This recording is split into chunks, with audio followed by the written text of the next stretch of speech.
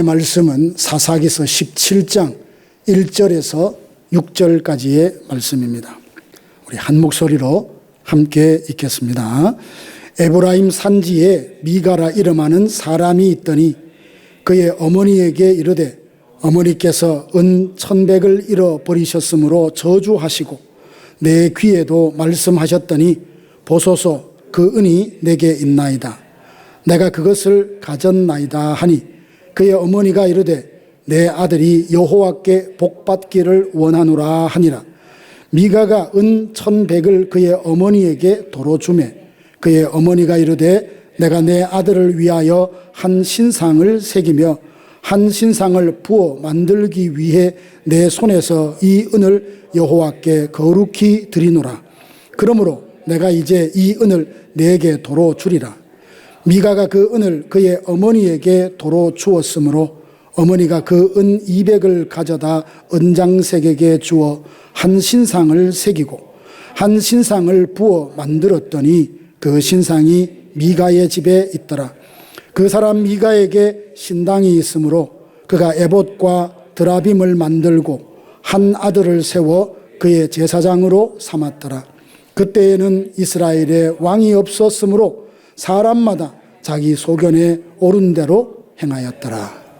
아멘. 건강검진을 받으러 가면 모든 장기들을 다 검사하지 않죠. 혈액을 검사하고 좀 문제가 있을 것 같은 그 한 부위에 조직을 채취해서 조직을 검사하지 않습니까? 그러면 그 조직은 작은 한 부분이지만 그 부분의 상태를 보면 그 사람 몸의 건강을 지레짐작할 수 있는 것입니다. 오늘 사사기의 저자도 이 방법을 사용합니다. 당시 350년 동안 있었던 그 이스라엘의 사사시대, 그 시대를 살았던 이스라엘 백성들의 영적 상태가 어떠했나를 보여주기 위해서 낱낱이 다 드러낸다기보다 한 가정을 픽업을 해서 그 가정의 모습을 적나라하게 다 들어보이므로 그 가정의 모습이, 그 가정의 영성이 꼭 그 시대 이스라엘의 영성이라는 것을 우리에게 말해주고 있습니다. 이 미가의 가정을 모습을 통해서 당시 이스라엘 전체의 영적 상태가 어떠함을 알 수 있는데요. 오늘 이 밤 우리는 이 미가의 가정이라는 영적 세포를 좀 자세히 들여다보면서 자기 소견에 옳은 대로 행했던 그 사사시대가 하나님의 뜻에서 얼마나 어긋나 있었나라는 것을 다시 한번 확인하고 돌아볼 수 있기를 원합니다. 동시에 지금 이 시대를 살아가는 우리가 또 우리의 가정이 하나님 앞에 어떤 모습인가 스스로 자문해보고 하나님이 기뻐하시는 모습으로 반듯하게 다시 세울 수 있는 그런 계기가 되기를 원합니다. 하나님께서 그 사사시대에 살았던 미가의 가정을 진단해 봤을 때 첫 번째 드러난 결과는 무엇이냐? 복은 너무나 원하지만 복을 받을 수 있는 길은 걷지 않는 가정의 모습을 보게 됩니다. 본문에 등장하는 미가의 가정을 가만히 들여다보면 그야말로 앞뒤가 맞지 않고 다 모순투성이에요. 어떻게 이런 일이 한 가정, 예수 믿는 하나님의 백성의 가정에 이런 일이 있을 수 있을까? 이렇게 질문을 일으키는 그런 표현들이 있습니다. 가장 먼저 눈에 띄는 것은 이 가정에 아버지가 전혀 등장하지 않습니다. 여기 아버지가 등장하지 않는다는 것은 남편이나 아버지가 세상을 떠났다 그런 의미가 아니에요. 우리가 어떤 영화를 보면 감독은 뒤에 배경에 나무 하나 그리고 데코레이션 하나까지 정확하게 계산되어서 다 의도된 대로 영화를 촬영합니다. 사사기 성경을 기록할 때 이 저자도 그냥 아무런 의미 없이 아버지라는 이름을 뺀 이야기가 아니라는 거죠.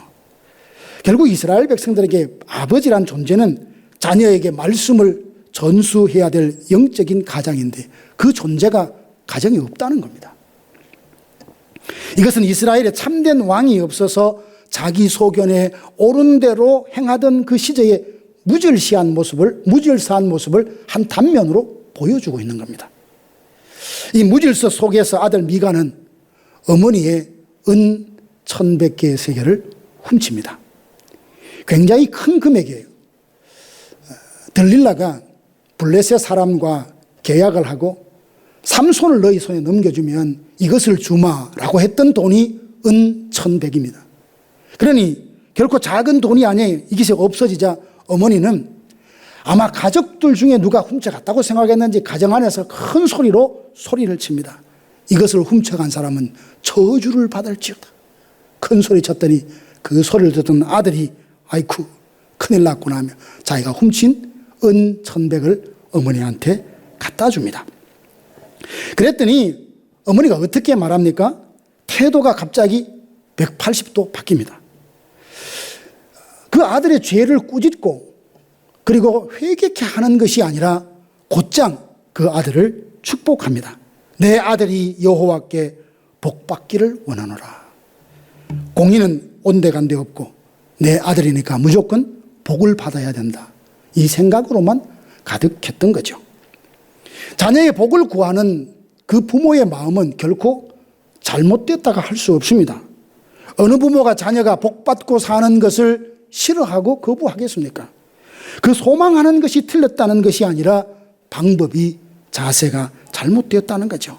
자녀가 하나님 앞에 올바로 서서 정말 그렇게 살아가도록 이끌어주는 영적인 분별력이 없이 아들의 잘못을 사랑으로 바로 잡아주기보다는 죄의 결과를 종교적인 어떤 것으로 다 덮어주려고 하는 이런 잘못된 사랑을 보게 됩니다. 더 나아가 이 어머니는 아들에게 임할지도 모를 저주를 막아보겠다고 생각했던지 그 발상도 또 기가 막힙니다. 은 1,100을 하나님께 드린다 하면서 그걸 가지고 왜 우상을 만든다고 하는지 말이 앞뒤가 맞지 않잖아요. 하나님이 가장 싫어하시는 것이 우상을 숭배하지 말라는 것인데 잃어버린 돈을 다시금 되찾았을 때 하나님께 드린다라고 하면서 그걸 가지고 우상을 만드는 모습을 보게 됩니다.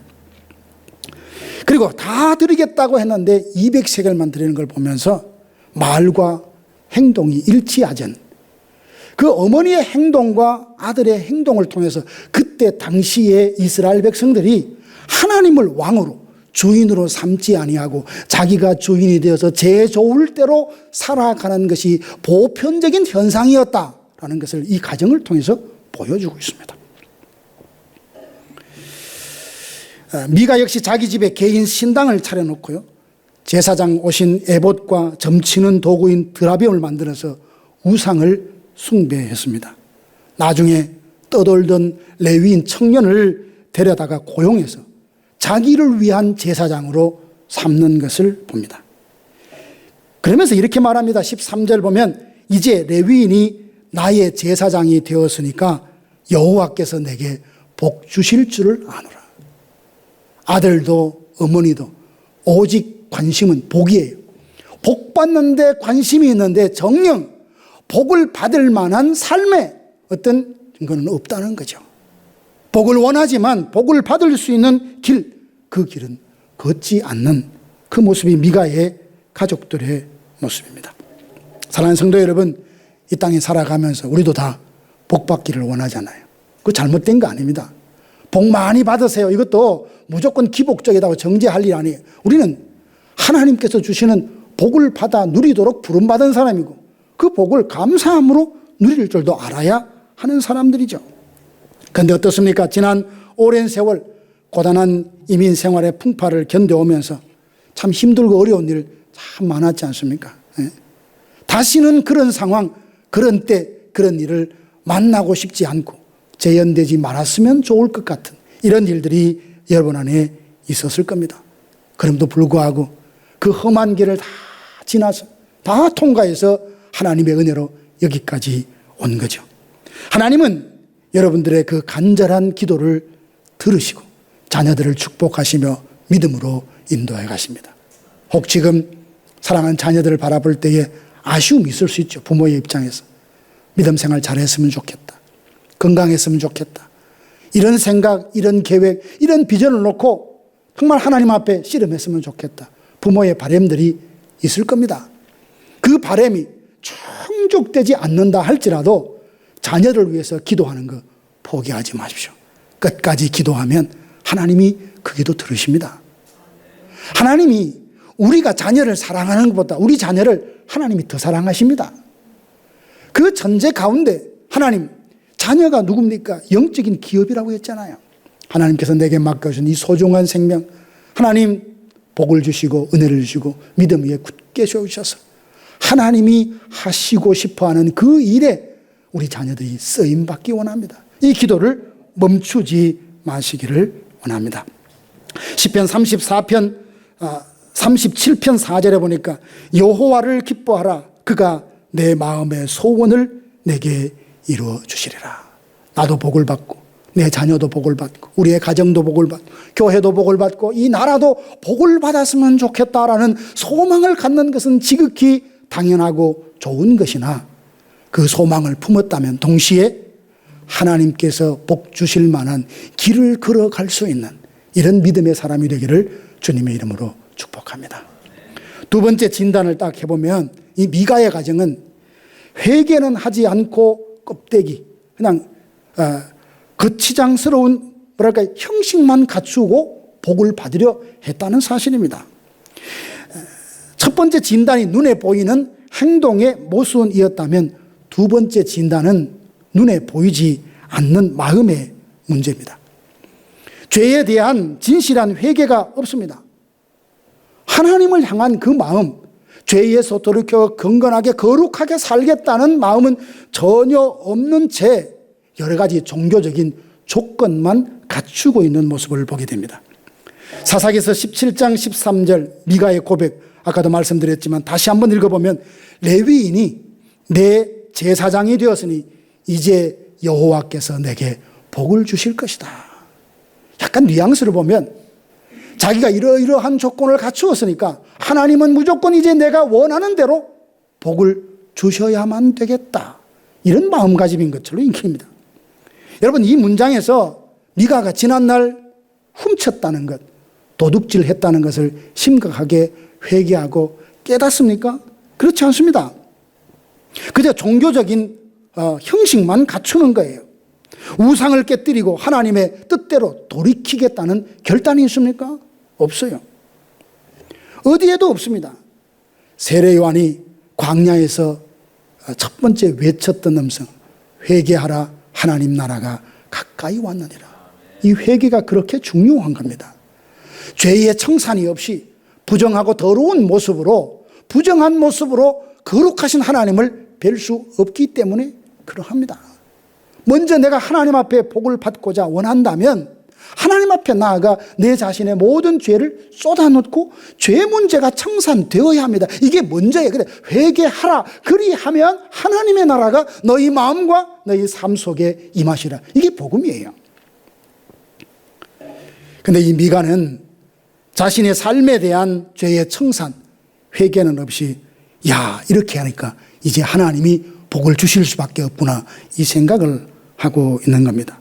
신당도 짓고 제사장 옷도 입고 레위인도 고용했으니 이제 조건은 다 갖추었으니 하나님이 복을 주셔야지, 이 마음인 거예요. 근데 가장 중요한 것, 복을 받기 위해서 가장 중요한 것, 회개하며 그 심령이 깨어진 마음으로 하나님 앞에 엎드리지 않고 있는 미가의 모습. 이러한 영적인 착각이 얼마나 무서운 결과를 초래하는지는 우리는 사울을 통해서 잘 알게 됩니다. 사무엘상 15장에 보면 하나님께서 아말렉을 진멸하라고 사울에게 말씀하십니다. 이 말씀을 할 때는 사울에게 회개하고 회복할 수 있는 기회를 주신 거예요. 먼저 하나님께서는 제사장에게만 그렇게 제사를 드리도록 했는데 사울이 왕의 입장에서 제사를 드려버렸잖아요. 드리고 난 뒤에 사무엘이 도착해서 꾸짖습니다. 왕이여, 망령된 행동을 했습니다. 자기 남도 변명을 해요. 그런데 하나님께서 그 잘못했던 사울을 완전히 버리신 것이 아니라 15장에 보면 다시 기회를 주신 거예요. 아말렉을 진멸해서 이 말에 순종할 수 있는 기회를 다시 주셨습니다. 그리고 그 적을 진멸할 수 있는 힘도 주셨어요. 진멸할 수 있는 기회가 주어졌습니다. 그럼에도 불구하고 그 결정적인 순간에 멈춥니다. 멈추고 짐승들 중에 좋은 것, 또 여인들은 일부 남겨두고 하나님의 말씀, 명령에 온전하게 순종하지 않고 돌아옵니다. 사무엘이 이를 알고 지적을 하자 변명을 합니다. 회개하기보다는 변명을 해요. 결국 그는 하나님이 왕 세운 것을 후회하게 되는 인생이 되고 말았지 않습니까? 그러면서 사무엘이 그때 사울에게 한 말이 있습니다. 순종이 제사보다 낫고 듣는 것이 순양의 기름보다 낫다. 제사나 그리고 순양을 드리는 것이 무가치하다는 것이 아닙니다. 하나님은 그만큼 순종하는 마음, 하나님 앞에 온전히 깨어진 마음, 하나님께 집중된 그 마음으로 제사하고 제물을 드리는 것을 원하신다는 겁니다.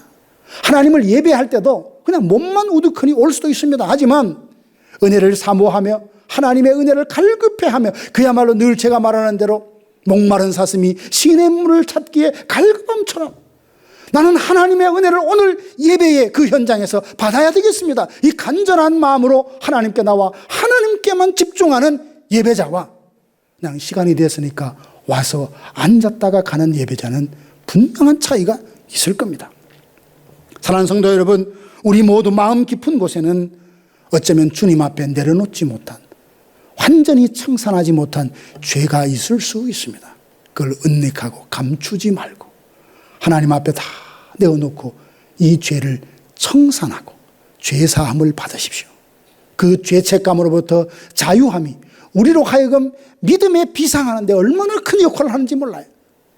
만약 내 스스로도 나를 참소할 만한 것이 남아있으면 앞서 나가려고 할 때마다 주춤주춤 망설이게 만들어요. 야, 너 이런 죄인 아니냐? 너 이런 일을 행한 사람 아니냐? 너 이런 상태가 아니냐? 사탄이 우리에게 참소하면 거기에 예수 그리스도의 이름 십자가의 보혈로 대적하고 사탄아 나는 예수 그리스도로부터 이 모든 죄가 사함받았다고 당당하게 외칠 수 없다면 믿음에 전진을 못하고 자꾸만 주춤주춤 이렇게 위축받을 수밖에 없다는 사실입니다. 결코 조건만 갖추어서 복을 받는 것이 아니라 그 조건보다 가장 중요한 것이 회개하고 깨어진 마음이라는 것. 그래서 예배 시간 될 수 있으면 급하게 오지 마시고 미리 오셔서 항상 내 자신을 돌아보고 하나님, 내가 오늘 하나님이 기뻐하시는 예배자가 되기 원합니다. 진실한 마음으로 자신을 돌아보고 정결하고 거룩한 마음으로 하나님을 예배할 수 있을 때 그 자체가 이미 하나님께 복을 받은 거예요.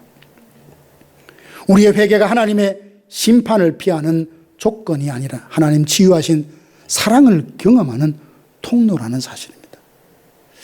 요즘 인터넷에서 참 이렇게 이야기 많이 놔두는 그런 뉴스를 보면서 어떤 목사님이 큰 참 안타까운 실수를 하셨더라고요. 교회는 아주 큰 교회인데도 어떻게 저런 말을 할 수 있었나 저도 이해가 되지 않는 부분이 있습니다. 그런데 그분이 이제 공식적으로 사과문도 내는데 다 반응들이 뭐냐 하면 저 진실한 거 아니다는 거예요. 진실한 사과 왜 그래요? 만약 이것이 만천하에 드러나지 않았으면 스스로 깨닫고 멈출 수 있었겠느냐라는 거죠.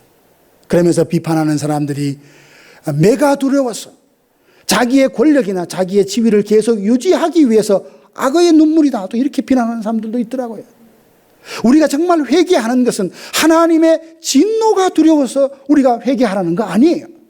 거룩하신 그 하나님이 너무나 사랑하는데 그분은 거룩하시니 내가 죄를 품고서는 내 사랑하는 하나님과의 친밀한 영적인 사귐이 이루어질 수 없으니 그래서 죄를 철저하게 회개하고 예수님 닮아서 거룩하기를 원하는 그 동기가 바로 주님을 향한 사랑에서의 출발이 되는 거예요.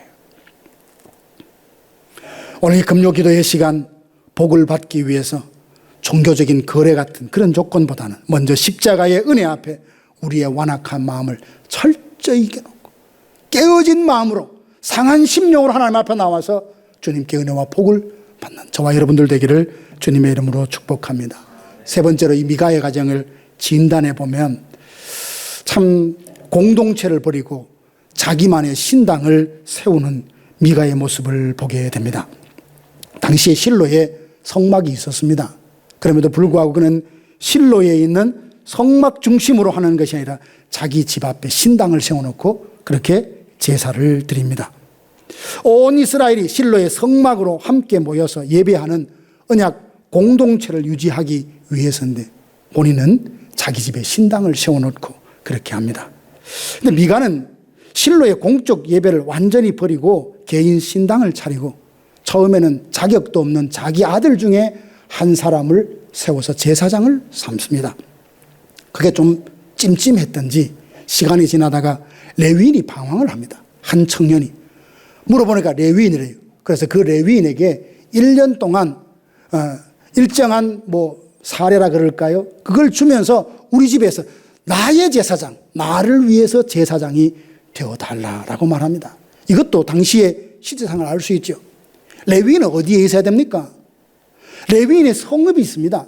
근데 그 성읍을 떠나고 성막을 떠났다는 그 자체는 뭘 말합니까? 거기서 자기 생계를 꾸릴 수가 없는 거예요. 이스라엘 백성들이 11조와 헌물을 드림으로 그걸 가지고 레위인과 제사장들이 생계를 이어가는데 살 길이 없으니 그는 살 길을 찾아서 생계의 수단을 찾아서 그렇게 방황했을 수도 있습니다. 그런데 그 레위인이 얼마나 타락했는지를 단적으로 보여주는 게 뭐냐 하면 이 미가가 제안을 하니까 오늘 성경에 보니까 매우 만족하게 여겼다 이렇게 됩니다. 부득이하게 내 삶의 생계를 보니까 이거 하나님 뜻이 아닌데 속히 모든 것들이 다 제자리에 찾아가 성막으로 다시금 돌아가기를 원합니다. 이런 마음이 아니라 사례를 준다는 그 부분에 심히 만족히 여기며 그 사람만의 제사장이 되기로 기쁨으로 수용을 했다는 사실. 물론 뒤에 19장, 20장, 21장에도 보면 정말 이스라엘 백성의 그 타락상을 드러내는 또 한 면의 단면이 있는데 그 중심에 레위인이 있어요. 왜 레위인도 결혼을 하지만 레위인의 첩이라는 말도 앞뒤가 안 맞아요. 이런 모든 일들을 보면서 정말 하나님의 사람들이 이스라엘 백성들에게 율법을 가르치고 하나님 앞에 거룩한 삶을 힘쓰도록 보여줘야 될 그들이 도리어 앞장서서 넘어지게 하고 시험 들게 하는 모습을 보게 됩니다. 미가의 가장 큰 비극은 하나님이 세워주신 공동체를 떠나서 함께 모여 예배하고 서로의 죄를 깨우쳐주고 하나님의 뜻을 구하는 그 거룩한 관계를 차단한 채 그 종교를 사유화하고 개인화했다는 데 문제가 있습니다. 사랑하는 성도 여러분, 이것이 수천 년 전의 일일까요? 지금도 여전히 일어날 수 있는 일입니다. 이 척박한 이민생활 속에서 어느새 우리도 나도 모르게 미가처럼 신앙을 나만의 것으로 만들 수 있다는 사실, 변질될 수 있다는 사실, 교회를 통해서 하나님 나라를 확장하고 성도들의 교제를 통해서 그 안에 서로 도전을 받고 위로를 받고 자극을 받았어. 저 사람도 저렇게 신앙생활 하는데 나도 제대로 살아봐야지. 이런 좋은 부분에서의 자극, 서로 돌아보아 사랑과 선행을 격려하며 모이기를 피하는 어떤 사람들의 습관과 하지 않고 마지막 날이 될수록 더욱더 힘써 모이고자 하는 이런 거룩한 중심이 있어야 되는데 그 중심이 허물어졌다는 것을 보게 됩니다. 사실 하나님께서 교회라는 공동체를 주신 것이 얼마나 큰 축복인지 모릅니다. 여러 가지 이유가 있지만 우리를 홀로 두지 않으시고 교회라는 공동체를 통해서 하나님의 권속이라 그러잖아요. 하나님의 가족. 여기 안에서 서로 사랑하며 서로 하나님의 어떤 귀한 그 뜻이 무엇인가를 찾아가고 발견하고 도와주고 세워주는 아름다운 하나님의 나라의 그 모습을 맛볼 수 있는, 경험할 수 있는 공동체를 허락해 주셨다는 사실이었어요. 교회는 얼마나 영광스럽고 존귀한지 모릅니다. 많이 모이든 구성원이 어떤지 상관이 없습니다. 그 교회를 구성하는 한 사람 한 사람이 하나님 앞에 진실하고 정말 하나님이 기뻐하시는 그 삶을 살고자 부단히 애쓰는 거룩한 열망을 가진 사람이라면 숫자에 관계없이 그들이 다니고 그들이 세우는 교회는 주님 앞에 존귀하다는 거죠. 주님이 보배롭게 여기는 아름다운 공동체인 줄로 믿습니다. 여기에서 또한 레위인과 그리고 미가의 서로 시각을 보면서 우리가 목회자를 바라보는 시선도 한번 돌아볼 수 있기를 원합니다. 강단에서 말씀을 이렇게 전할 때 보면 참 우리가 기도하다 보면 여러분이 얼마나 피곤한지 곤고한지 이렇게 알게 돼요. 그래서 항상 제가 그 설교문을 다 쳤을 때도 마지막에 점검하는 키가 있어요. 그게 뭐냐 하면 성도들에게 비난이나 책망이나 추궁이 아니라 위로가 되고 소망이 되고 힘을 얻게 하는 내용이기를 소망한다고 그렇게 점검을 해봅니다. 그러면 이게 뭐라 할까요? 이렇게 빨갛게나 노랗게 이렇게 형형색깔이 뜨면서 좀 말이 좀 자극적이다. 그런 부분은 탁탁 컴퓨터 화면에 떠올라요. 그런 지우고 다시. 그러나 어떤 데 기도하면 이 정도의 표현을 해야지라고 자꾸 마음에 들면 또 할 때도 있습니다. 참 그러면서 목회자로서의 고민이 뭐냐 하면 하나님이 말씀을 묵상하게 하시고 그때에 주의 종에게 주셨던 그 감동, 그 강도 그대로 강단에서 전할 수 있는가라는 부분의 퀘션입니다. 어떨 때는 서재에서 혼자 펑펑 울기도 하고 주체할 수 없어서 자리에서 일어나 혼자 춤추기도 하고 그 감정이 설교하는 그 당시에 그대로 배가 되어서 전달되냐 그러지 못할 때가 있어요. 그럴 때 참 안타깝고 또 한 번은 또 어떤 경우에는 성도들이 하나님의 종들에 대해서 말씀에 대해서 여러 가지 생각들을 하는데 참 그런 부분에 좋은 충고가 있어요. 내가 생각하지 못했던 것을 생각하게 하고 자세를 바로 교정하는 것도 있습니다. 하지만 때로는 어쩌면 본인의 입맛에 그렇게 맞는 자기가 원하는 그 말씀만 자꾸 듣고자 하는 이런 부분은 혹 없을까? 이거 자꾸 되물어 보는 거죠. 결국 우리는 십자가의 그 분명한 진리, 복음 중에 복음을 듣고 전할 수 있는 이 마음만 가져야 합니다. 그래서 우리의 신앙이 전하는 사람도 듣는 사람도 함께 우리를 향하신 하나님의 뜻이 무엇인가 거기에 초점을 맞추고 전하는 자는 사랑으로 믿음으로 정말 엎드려서 기도하는 마음으로 전하고 듣는 이들도 믿음으로 역사한다라는 것. 하나님의 말씀은 믿는 자 속에 역사한다는 이 말씀을 기억하며 그 말씀을 들을 수 있어야 합니다. 사랑하는 성도 여러분, 오늘은 미가의 가정이라는 한 가정의 모습을 보며 사사시대의 영적인 상태가 어떤지 잠시 살펴보았습니다. 미가의 가정을 보니까 복은 원하면서도 복된 길을 걷지 않는 행동의 모순을 갖고 있고 회개 없이 종교적인 그런 껍데기만 채워넣는 마음의 공허함을 갖고 있고 공동체를 떠나서 자신만의 신당을 세운 관계에 파괴가 된 상태로 살아가면서 여전히 복이 있을 것이라 기대하고 살아가는 모습을 보게 됩니다. 진단만 하고 끝난다면 그것은 절망이겠죠.